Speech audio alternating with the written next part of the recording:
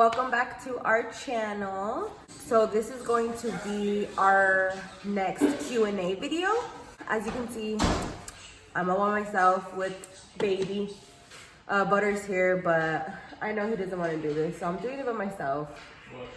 Jojo might be in it later. A Q&A. So, for the first question, it is, what were your almost baby names? So, obviously we have two boys. With the first one, we really didn't need to think about a name because we already knew that his name was going to be Joseph's name. So Anthony is actually the fourth. His first name is Joseph. So it is Joseph Anthony Aldretti the fourth. There was absolutely no thinking or questioning when it came to Anthony's name, besides what we were gonna call him, because there's so many Josephs, because he is the fourth. Joseph's grandpa is called Joe. Joseph's dad is called Joey. Joseph is called Joseph and Jojo, and there was no more names left. So we just started calling Anthony by his middle name, and it stuck. At first, it was just a little weird, but it's definitely not weird anymore. For Jackson, I was convinced that he was a girl. So we picked we picked out a few, like, more girl names than we did boy names. So his name, if he was a girl, it would have been anything with the middle name Grace. I really love that. My mom's name was Graciela, and as most of you guys know, my mom is no longer alive, so I really wanted to do something to kind of like honor her. Her full name is taken by people in the family naming their kids that, but I really love Grace for short, and it still, you know, symbolizes my mom. So that was definitely going to be his almost name, I guess, if he was a girl. Also, I really love the name Jacob. When we were picking out a name for him, when we found out he was a boy, we were in between Jacob and Jackson. So Jacob, I've just always loved. And then Jackson, we actually got off of, which I think I've said this before, but we got it off of the show, The Sons of Anarchy. And we just ended up going with Jackson because we liked that more with the spelling that we chose, which was Jaxson, than we did Jacob. Now that name is taken. So hopefully we do not have a boy next. I am speaking it into existence. We are having a girl, and I'm going to be able to use the middle name that I want to use, Grace. It's going to be so cute. I'm not really sure for her first name. And if I was sure, I still wouldn't share it because there's some weird ass people out there that will totally 100% like take your name before you got a chance. So I don't trust you people. I ain't sharing it. But that was the first question. So the second question is, what is your favorite thing about being a mom? I feel like that's so hard because if you're a parent, you obviously know there's so many great things. And then there's also a lot of bad.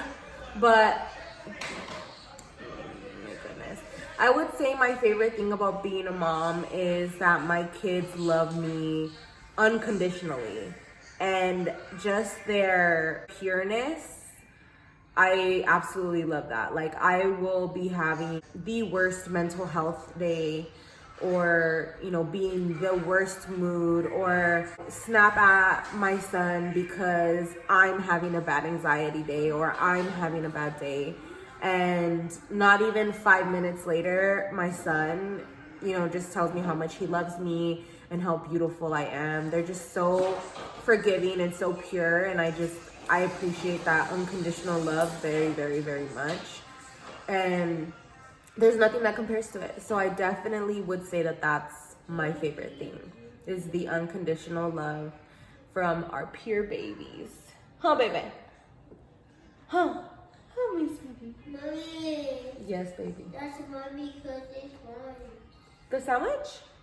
No, baby, your sandwich was right there. No, the chair. It's mine. Oh my gosh. Anthony, you are too big for this chair now, sir. No, mommy. I'm not. See, you got the big people chair because you're a big boy. where that came from. Jackson's been sitting in this chair for a good few months. We did have Anthony in the chair for a long time though, I will say that. We barely took him out of the chair probably like 6 months ago. And the reason is because when he eats, he makes such a big mess. And it's like, you know, the chair and like the table catches it. So we just didn't want him like at the dining table, but he is too grown for it now. And I just realized this. So that's why he's saying that Jackson is in his chair. The third question is, what is your dream vacation? I would say that my dream vacation would be either somewhere very, very green. I love places that are super green, which we live in Arizona. I don't know what I'm doing here. Or somewhere with a beach and just somewhere chill, you know. Hawaii. I'm really excited because we are actually gonna go to Hawaii. One of my friends, Carla, is gonna be moving out there and we're gonna go visit, and we're taking a whole household. So, you know, we're gonna do a vlog on that, but I'm really excited to be able to experience somewhere new with my kids, my siblings. It's just gonna be so fun. And I'm so grateful that Jesus and Carla are gonna host me and my big family. We appreciate you guys, but we're definitely looking forward to that. So I guess Hawaii or somewhere super green, which I don't know about places. So I don't know the name of a place that's super green, but I would love to go. Okay, the next question is, how did you guys meet? So I'm assuming when you said you guys, you were talking about me and Joseph. So me and Joseph actually met in high school. We went to the same high school senior year. I went to 5 high schools. Yes, 5. And my last one was at Glendale High School, and that's where I met him. But we did not start talking or even like have a crush like whatsoever in high school. We were both dating other dumbasses. But once we graduated high school, he DM'd me, he slid in my DMs, and we actually went bowling. Which I'm pretty sure that I was the one who invited him bowling because it was with my brother and like a couple friends. And I'm pretty damn sure I initiated the first date. But he was the one. He was the one. That's savvy. He was the one who initiated, like, obviously talking. But I initiated everything else. Holding his hand, the first kiss, literally everything. Because he was scared. He was scared of me. But yeah, that's how we met. Okay, he wanted to get out.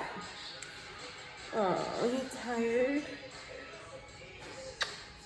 The last question is, why did you start an OnlyFans? The only reason I started one is because I just wanted to see how much money I could make and how much I could climb up on like the percentage of like the top like OnlyFans people or whatever.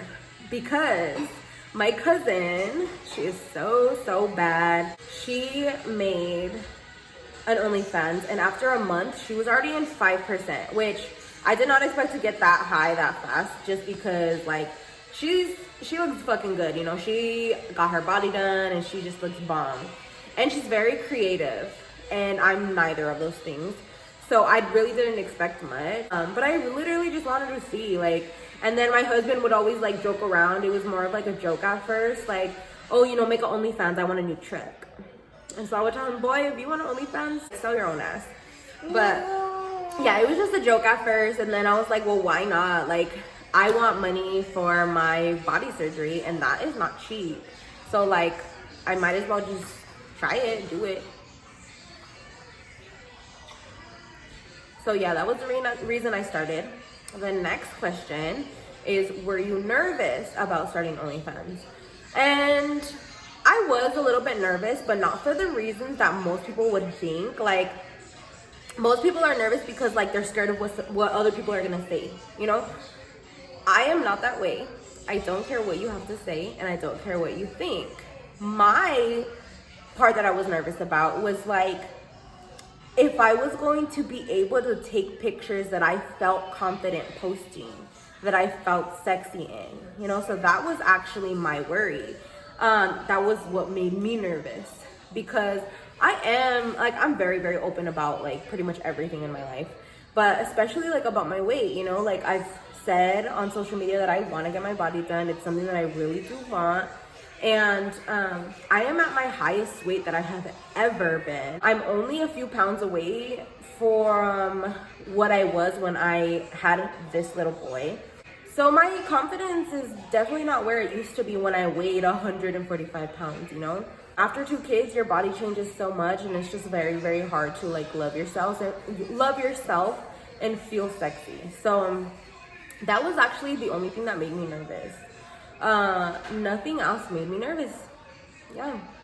So the next question is, what did your family say? What kind of feedback have you gotten since starting OnlyFans? So I'm gonna start with the good.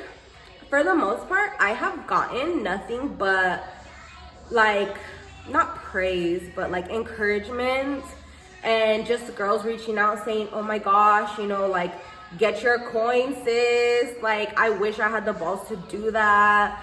Like, how do you do it? Or, you know, asking for advice because they want to do it, but they're afraid like on what people are going to say, which now I totally 100% get, which we will go over in a minute. But yeah, a lot of the feedback that I've gotten has been just encouragement. And that is family included. When I first started this, like, people were telling me, oh, you know, you should make a separate Instagram and like block all your family and only add people that you don't know so that nobody knows that you're doing this. And you know, I thought about it, but I'm just like, that's doing too much, first of all. Second of all, I don't have to answer to anybody except for my husband and my household. You know, if doing what I'm doing made anyone in my household feel uncomfortable, then I wouldn't be doing it. But other than that, anyone else who feels uncomfortable or doesn't like what I post can very well block me or delete themselves and keep that shit to yourself. But of course, people don't do that. That's mostly what I've gotten, like, with good feedback, is just so many girls like saying that they wish that they had the balls to do it. But the few people that I have gotten bad feedback from, it has been, so one person, which was like a friend, I guess, or just like a social media like friend, she said, oh, you should have your husband take all of your pictures. That way he feels like he's involved, so that he doesn't feel like you're cheating on him. Which I know you're not cheating on him, but like, so he doesn't resent you. And I was just like, okay, like, I know she doesn't mean anything by this, but really it's like something like rude to say, to even like say that my husband might resent me, or like it's kind of like I'm cheating on him. Like, you already said it, so don't say that like, oh, I know you're not cheating on him, but you know, like, it was just something kind of weird. So that was like a little negative thing that wasn't even crazy. But I got a text from one of my aunts, and pretty much in the nicest way possible, she pretty much said that what I'm doing could possibly break up my family, and, you know, God this and that. And I totally, like, you know, took it and was just like, thanks, but like, no thanks for your advice. Love you. And then uncle, a few days later or a week, I don't know, reached out to my husband with a screenshotted picture of what I've put on my Instagram story and asked and told him, this is what you're allowing my niece to post. We have to talk. Which, first of all, was disrespectful to me, because it's like, why are you reaching out? Anthony, turn that down. Why are you reaching out to my husband about something that has to do with my body? And is like, at the end of the day, it's my choice and it's my body. You know, I love my husband. But if it was really something that I wanted to do, is my husband gonna be able to stop me? No. You know, so if you have something to say, like, reach out to me. You have my number, you have my Instagram, obviously, even though you were blocked. And he ends up telling me that my dead mom is ashamed of me. I am ashamed to the family. My boys are gonna be ashamed of me. Proceeded to cuss at me. was just like every single thing that you can think of that's like something mean to tell someone, he said it. But I think like in the Latin community, the Latin like household, you know, family, you're supposed to respect your elders regardless of how they're treating you. If they are treating you with disrespect, or if they make a stupid comment, you're supposed to respect them either way and listen to them either way. And he told me that I was prostituting my body.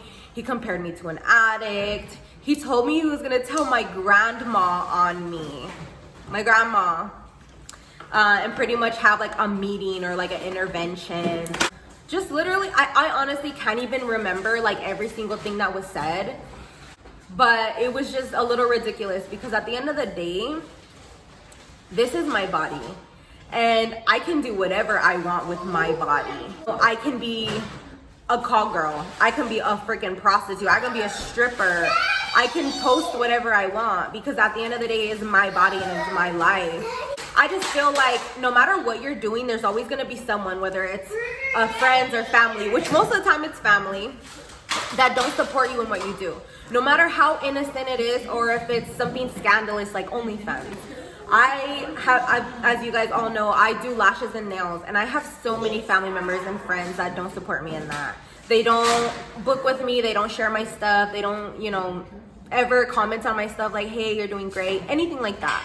So why is the OnlyFans gonna be any different? Why do I need approval from anyone else? Like besides, you know, me and my household and my husband. I don't. I am so used to people not supporting me in everything that I do that this ain't nothing different. For some people, it's not just, oh, let's see how much money I can make, like for fun. For some people, like they actually need the money. And I think that's what got me. You do not know my finances. You do not check in to see how we're doing. You don't know how my life is going. And what if I was really doing this to keep a roof over mine and my children's head, you know? Like, I can't work because going to work is just the same, like I'd be working to pay for childcare. We have 2 kids. To the girls that want to do this, I say go for it. There's always going to be that one person, or maybe even your whole family, that is not going to approve of it. But as long as you sleep good at night and you can pay your bills and you feel good about yourself, that's all you should worry about. But you guys, that was the end of the second Q&A. We're working on having like more, I guess, better, funner content. We've just been literally so busy. Like, we haven't even put this house together, like, right? Like, the backyard, we want to put grass in there. The garage, we want to make it into a nice beauty room. But we just haven't had the time, so. My gym area. The garage is going to be half our beauty room and half JoJo and Butters and Luis's gym. But we'll be posting like pranks and just, I like that idea, which I didn't really get how to do it in the Q&A, truth or shot. I don't know, I don't understand that. I feel like that needs its own video with all of us. So that's why I didn't do it. That was a question. I want to do that. I want to do so many things, but yeah, I just wanted to hop on here and do the Q&A real quick. We bought to eat. That's why JoJo's running around everywhere. You getting my food? Huh? Yeah. I don't think he was getting my food. But all right, guys, thank you so much for watching. If you have any questions that you don't want to put in the comments below, like about OnlyFans or like anything, go ahead and reach out to me. You obviously have me on Instagram because that's where I share the link, or Snapchat. Go ahead and reach out. But thanks so much for watching, and please subscribe, like this video, and comment below. Bye, guys.